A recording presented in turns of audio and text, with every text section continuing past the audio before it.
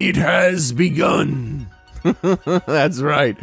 Oh, the gaming crash has begun. Welcome, you beautiful, honorable, highly intelligent viewers who are pressing that like button right now.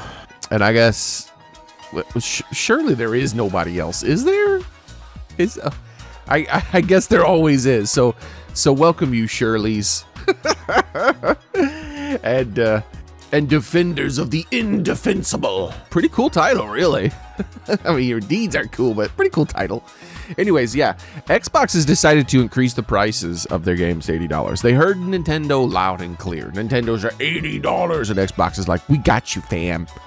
So, yeah.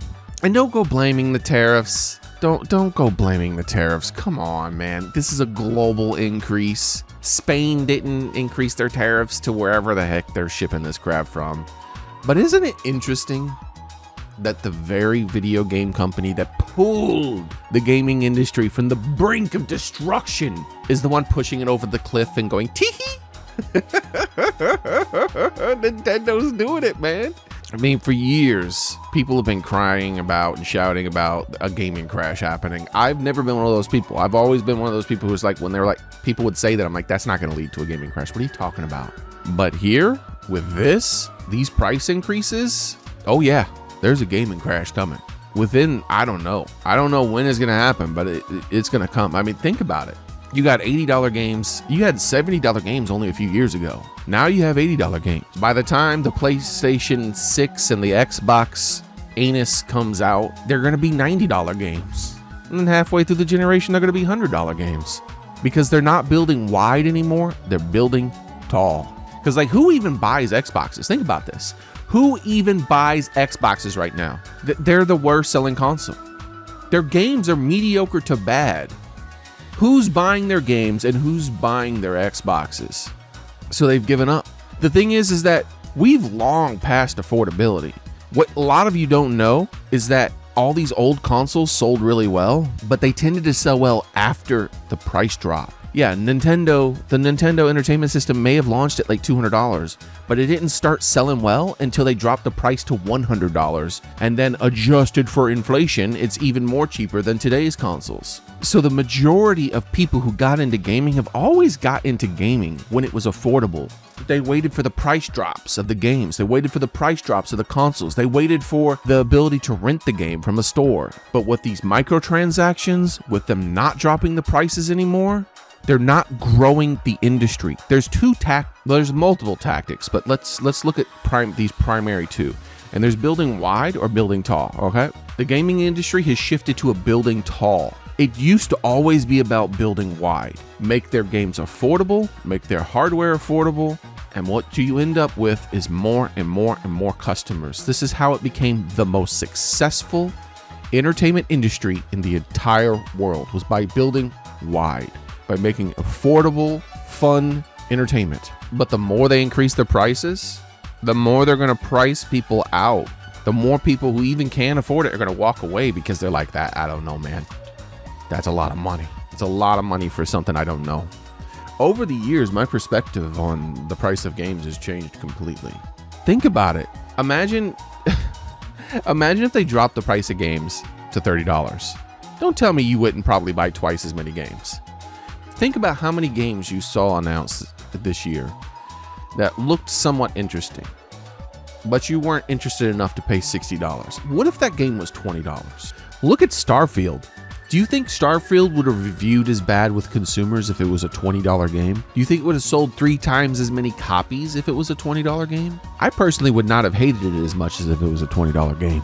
My expectations would have been a lot lower. $60 games means $60 expectations. $80 games means $80 expectations. When people charge you $60 for a game, you expect a $60 experience. You expect something good. I remember I played that 2D Mario game that came out on the Switch that was a port from like the Wii U or the Wii or something. It was $60. I paid real life money for this game. You know what I did promptly thereafter? I stopped buying 2D games from Nintendo. I was furious. There was no way that game was worth $60. So then they announced Metroid Dread, And they're like, oh, that's going to be $60. And I'm like, no, I don't believe you. I don't believe that Metroid Dread is worth $60 because your other 2D platformer wasn't worth $60 and you said it was. So I haven't purchased a 2D platforming game from Nintendo since because I don't trust them. I can get something like Hollow Knight for $15 on Steam, even when it's not on sale. There's literally 10 times the game of Metroid Dread for less than a third of the cost. Why do you think piracy is on the rise again, man? I'm sick of these companies reporting record-breaking profits and then holding their hands out. Oh, please, we need more money. We're not making enough money to break even. It's like, yeah, but I look, yes, you are. Your stuff is posted publicly. I can see that you're making more money than you've ever made before. No, we need more money. And then in runs the Shirleys. In runs the Shirleys defending the indefensible. I can't believe it. Instead of backpedaling on these insane prices when their sales start to slow down so that they can increase their customer base like they used to, they're just going to increase the prices of everything. It's wild. But hey, this Xbox thing is good news for Nintendo. It's going to give them a bump in their sales. It's going to be relatively more reasonable when compared to Xbox. I still think they're going to sell way less Nintendo Switch 2s than they sold Switch 1s, but this might help them out a little bit. And who's to say that Xbox didn't do this on purpose? They've been trying to play the long game, supposedly, recently. I wonder if they saw Nintendo doing this, they're worried a little bit about Nintendo and the industry in the whole, and they're like, well, if we raise our prices to 80 and we increase the price of our hardware, it'll make Nintendo look better, which will make more people buy those $80 games and their hardware, which will then reinforce what we're doing here, and it'll come back on us. Maybe? I don't know. Because like, who's buying Xboxes, dude? Xbox is done, dude. There's nobody is buying these Xboxes already, and they're gonna charge this much money for them? Done. Maybe this price increase is to prepare for a launch of a new console from them. Maybe they're wanting to charge even more for their new console, and they're like, hey, we're gonna charge $200 more than we're already charging for our old console. But if we bump the price of our old console to $100 more, then it only looks like we're charging $100 more for our new console.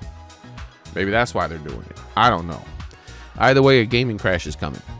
The death spiral has begun. They're going to continue to increase their prices. It's $80 games now, but when Xbox Anus and PlayStation 6 come out, they're going to be $90 games. Mark my words, they're going to be $90 games. If games don't become $90 before those two consoles come out. Are you still going to be defending them when they're $90 games? What about a few years later when they become $100 games? Are you still going to be defending them? I don't know when it's going to stop. When it's going to stop is when the actual crash happens, and then they're going to back off some and hope it recovers. But they're not going to back off to 60 unless the crash happens now. I don't know what to say. I don't know what else to say, man. The death spiral has begun. They're going to keep increasing prices. They're going to keep losing customers. This is where we're at now. But don't worry, me mateys. There's always other options out there. And hey, we all have a massive backlog of games. That's what I've been doing lately.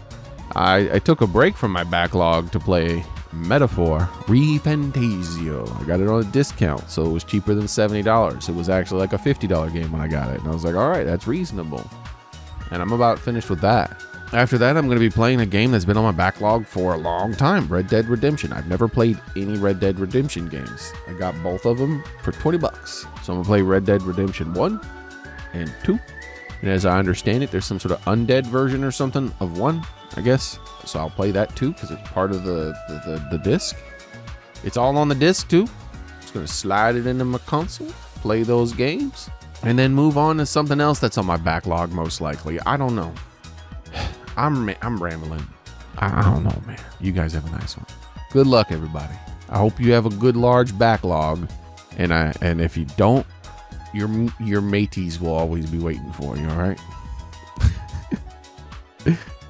This is Zirk, and I'm out.